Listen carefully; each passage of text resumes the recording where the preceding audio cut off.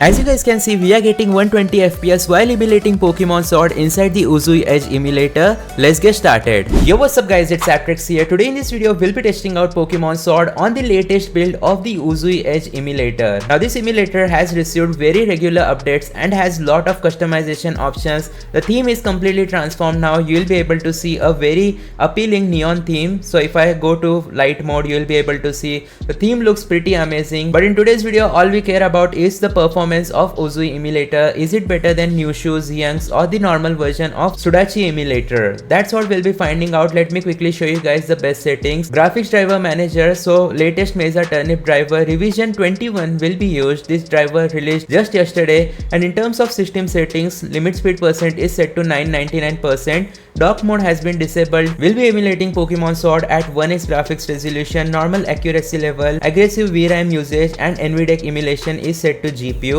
And in terms of aspect ratio, force 21:9, disk shader cache, force maximum clocks and asynchronous shaders have been enabled. In terms of debug settings, we have CPU backend as native code execution and CPU accuracy as accurate and API is set to Vulkan. Once that has been done, those were the best settings for the UZUY Emulator. Let's directly jump into the Pokemon Sword gameplay test, but before doing that, let me mention that I won't be using any kind of save data. So let's tap on the start option and use the global launch configuration and let's find out how well does this game actually work. So there we go, the game has successfully started and immediately there is one bug which I noticed. Even though I enable force 21:9 aspect ratio, it's just not happening. So let's go back to graphics and here in aspect ratio, let's set to force 19:9 and yeah, this time it works properly. At the top left corner, you will be able to see the FPS that we are getting is almost 120 FPS, which is pretty amazing. Now one thing which I am saying for sure is most of the settings are for namesake inside the UZUY Emulator.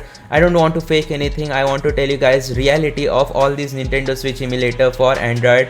Like even though I have set this limit speed percentage to 999, the FPS won't go above 120, which means that it is actually set to 400% only, though it is showing 999% in the settings. But still, the FPS which we are getting is very amazing, almost 100 FPS during the cutscene. So let's see how well does it perform. 1x graphics resolution Pokemon Sword emulation test on the UZUY Nintendo Switch emulator. Okay. First thing which I noticed is the same issue which happens with UZUY Emulator. The game randomly freezes, so let me restart. Alright guys, I have restarted the game and this time we are getting 120 FPS inside house. The amount of FPS you get is really amazing, so the game starting speed is also pretty fast.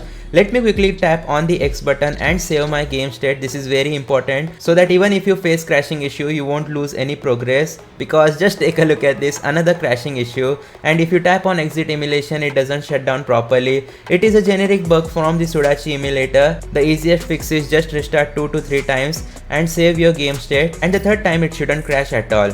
But there we go, our game is running at 120 FPS. Let's just go ahead and wear our dad's old backpack and get outside. And it is very stable 120 FPS inside house. That's pretty amazing, because if you have 120Hz refresh rate Android device, then obviously it is going to be an amazing experience. And what I'm seeing right now is the best amount of FPS you will ever see inside Pokemon Sword, at least in UZUY Emulator Android, because most of the time, even in UZUY Emulator, you get like 35 to 40 FPS. But right here at the top left corner, you will be able to see we are getting almost 80 FPS in some scenarios. Well, that 80 FPS comes at a cost which I'll explain later on in this video. But there we go, the game has successfully started and is working properly. And this is 1x resolution. I keep having to mention this because running games at 1x resolution is supposed to be pretty amazing, because that is like native Nintendo Switch emulation on Android. But Skyline emulator is 100% better than all these Nintendo Switch emulators, to be honest. It has a lot of graphical issues, but in terms of performance and thermals ratio, Skyline just beats everything out of the park. And I personally would prefer, I don't use Skyline anymore. So yeah, if you have any kind of Snapdragon Android device, then go with Skyline emulator instead of these new Nintendo Switch emulators. But these new Nintendo Switch emulators also work really well on low-end Android devices, as you might have seen my gameplay test videos. If you haven't watched it, then be sure to check it out on the iCard above. We literally got really good FPS even on the lowest of the low-end Android devices, especially on MediaTek processor Android devices.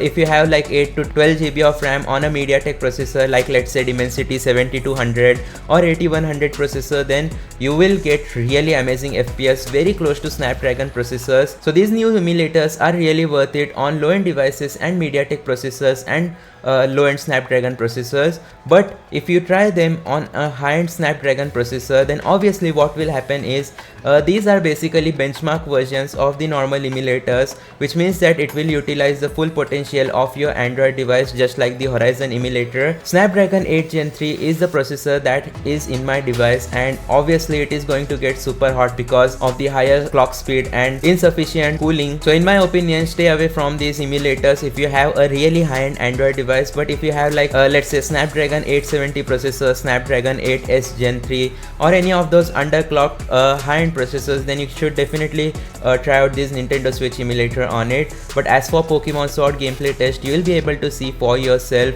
The graphics are pretty amazing, there is no graphical issues, and the FPS which we are getting is more than playable. 40 to 80 FPS all times, definitely worth it if you want to play it. But Snapdragon 8 Gen 3, obvious heating issues, so that's the cost of this performance. MediaTek processor, there won't be any heating issues, or at least major heating issues. Same goes with low-end Snapdragon processors. I have definitely tested it out and I give it a thumbs up for low-end Android devices.